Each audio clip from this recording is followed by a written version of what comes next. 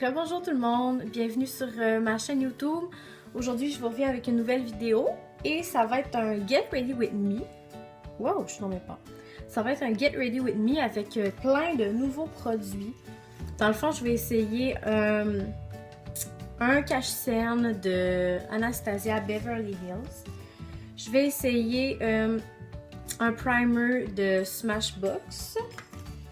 Je vais essayer un fond de teint de Urban Decay. Et je vais essayer aussi un fond de teint en poudre que j'ai acheté récemment de Make Up For Ever. Et finalement, je vais aussi vous montrer les Custom Cover Drops que je vais probablement mélanger soit à mon fond de teint ou à ma crème de jour. Je ne sais pas encore pour quel type de maquillage je vais opter, mais c'est sûr que je vais utiliser les Custom Cover Drops. Et aussi, j'oubliais, je vais utiliser une base de Urban Decay que j'ai déjà utilisée, mais je vais la réutiliser. C'est un nouveau produit, ça compte quand même comme un nouveau produit. Donc, on va commencer.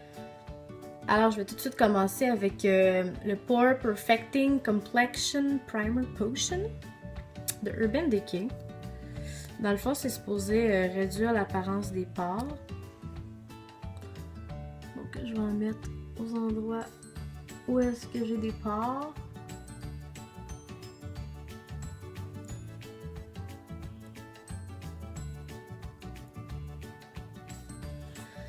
Ensuite, je vais aller avec le fond de teint de Urban Decay, le Ultra Définition Skin dans la teinte 3.5.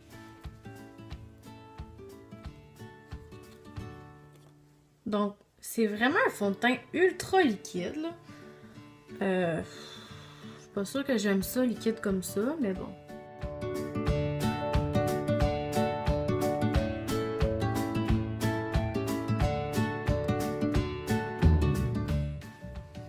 Donc, je vais étendre le fond de teint avec mon éponge de Real Technique. Parce qu'avec un nouveau fond de teint, c'est toujours mieux d'essayer, tu sais, avec... moi, je pense que l'éponge, c'est la meilleure façon d'appliquer un nouveau fond de teint. Parce que c'est ce qui donne le fini le plus naturel. Donc, je dois dire que c'est quand même un beau fini. J'aime bien le fini. Peut-être que la couleur est un petit peu... Voilà. Je vais en remettre un petit peu plus là, parce que je trouve que c'est vraiment pas beaucoup ce que j'ai mis.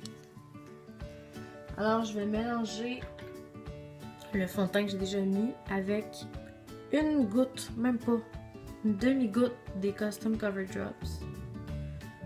Comme ça. Et voilà, c'est en masse. Une goutte, c'est assez pour avoir la couvrance qu'on veut. Si vous avez de l'acné ou des imperfections ou vraiment des rougeurs dans le visage, ben c'est sûr que là, on peut y aller avec 2 gouttes, 3, voire même 4 si on a vraiment beaucoup d'imperfections à corriger. Mais personnellement, moi, une goutte, je trouve que ça fait vraiment bien le travail, là.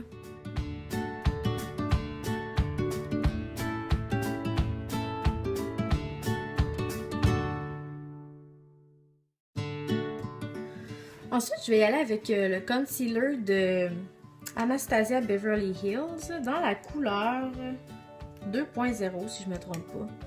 Et je vais l'essayer avec un pinceau plat comme ça et je vais la mettre aux endroits où est-ce que j'ai plus de rougeur.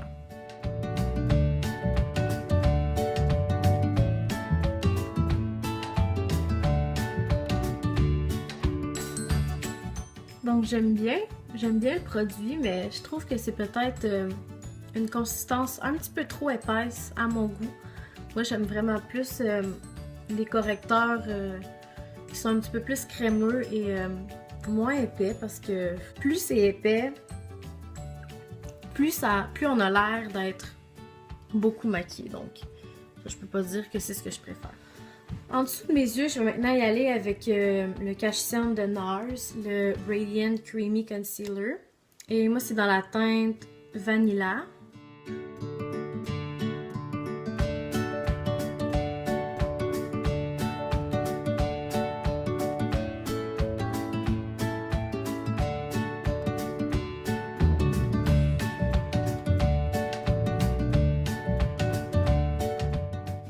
maintenant utiliser mon éponge pour estomper le tout.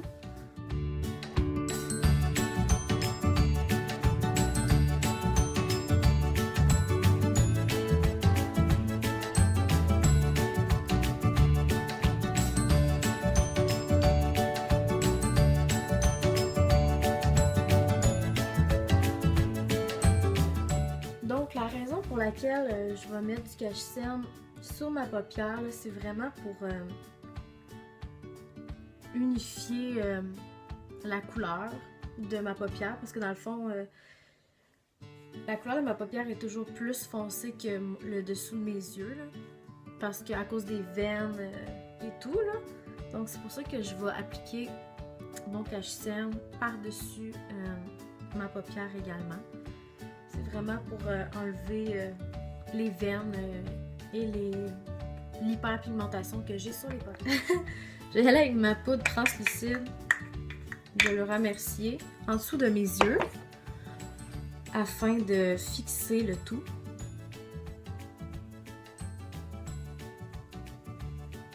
Et j'en mets aussi sur ma paupière dans le fond pour pas qu'il y ait de petites lignes de cache-cerne sur ma paupière, ce serait pas vraiment beau.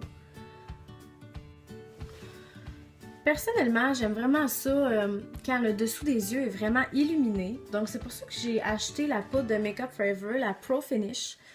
J'ai entendu parler de cette poudre-là pour le dessous des yeux à cause de Patrick Star.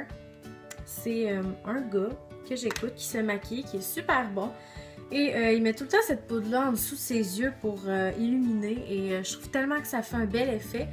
Je me suis dit, pourquoi pas? Tu sais, moi, j'aime beaucoup la Shade and Light. Mais je trouve que les poudres, des fois, les poudres illuminatrices, là, ben, c'est pour mettre en dessous des yeux, là, je parle. Je trouve que l'effet n'est pas toujours super beau. Ça a l'air un peu épais en dessous des yeux. Donc, c'est pour ça que je me suis dit que j'allais acheter le fond de teint en poudre de Make Up For Ever. Alors, je suis dans la teinte 117 et je vais aller le mettre en dessous de mes yeux, par-dessus la Laura Mercier.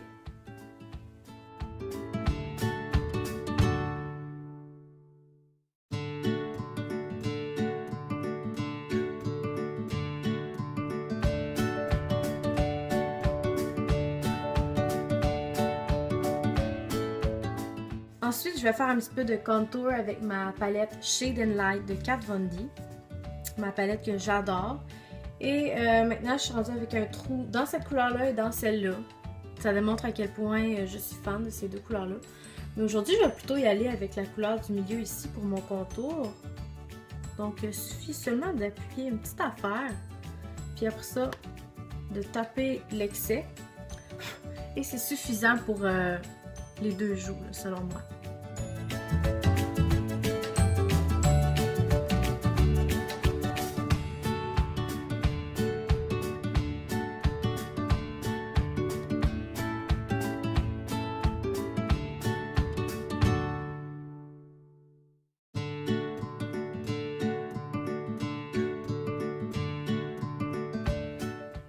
Je vais maintenant y aller avec mon fond de teint de Make Up... Mon fond de teint.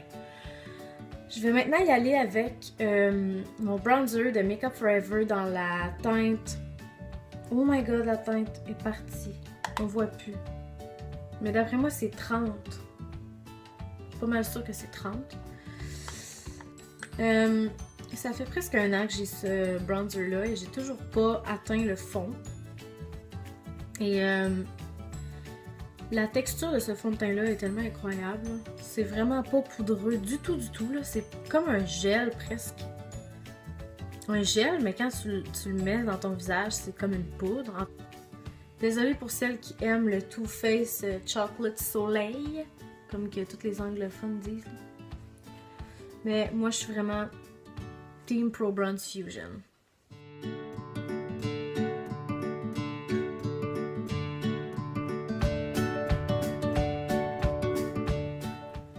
Pour le blush, j'y vais avec mon blush de Tarte dans la teinte Expose. Un fond de teint. Mais je suis pas capable de parler aujourd'hui. C'est un blush qui est vraiment super naturel. Je l'adore.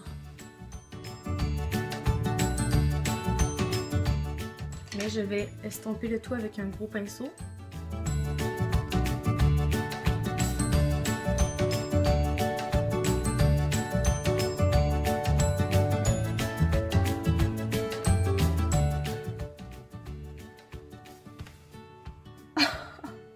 J'ai complètement oublié d'essayer la base de Smashbox.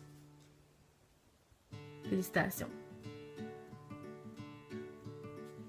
Bon, ben c'est sûr que voyons. Hey, je rush tout de même. J'ai donc bien de la misère à parler aujourd'hui. Donc, le primer de Smashbox, c'est sûr que je vais l'essayer dans une prochaine vidéo. Parce que je tiens vraiment à le montrer sur caméra. Bref, maintenant on est rendu aux sourcils. Donc, comme d'habitude, j'utilise la pommade, le sourcil gel crème sourcil waterproof de Lancôme. Comme d'habitude, mon produit de sourcil favori avec le Brow Wiz d'Anastasia. Mais mon Brow Wiz est vide, puis ça me tente pas de m'en acheter un autre parce que ça va vraiment me toffer longtemps.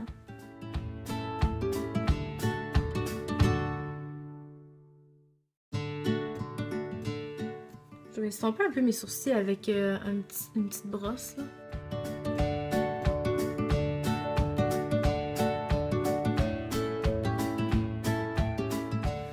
Alors maintenant, je vais me mettre du mascara avec mon mascara que j'adore de Marc Jacobs, le Velvet Noir. Je suis tellement contente d'avoir acheté ce mascara-là. Thanks God!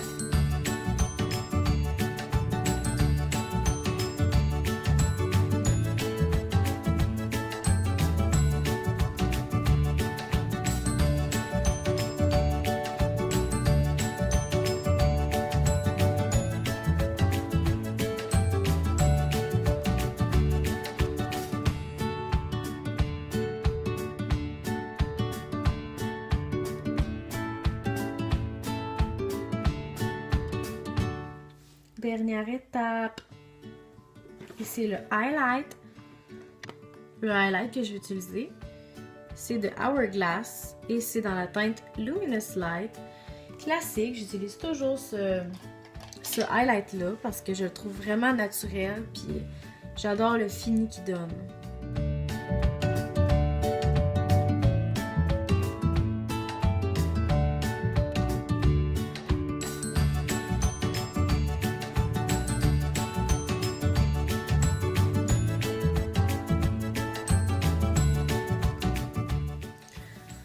Alors, c'est déjà tout pour la vidéo d'aujourd'hui. J'espère que vous avez apprécié.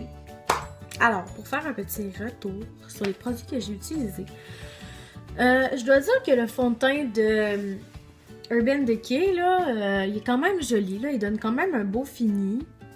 Mais, je sais pas. Là, il me semble que ma peau est plus belle avec mon fond de teint de Marcel, mon Flawless Skin. Et... je l'ai vraiment trouvé la consistance liquide. Là. Puis moi, j'aime pas tant ça quand un fond de teint est liquide comme ça. Là. Je préfère qu'un fond de teint est un petit peu plus crémeux. Alors pour ça, ben, je suis un petit peu déçue. On voit aussi que le fond de teint n'est pas allé dans mes lignes de sourire et dans les lignes de mon front. Alors ça, c'est un plus aussi. Pour la base que j'avais mis, là, la Pore Perfecting de Urban Decay, là, je l'ai vraiment apprécié, honnêtement.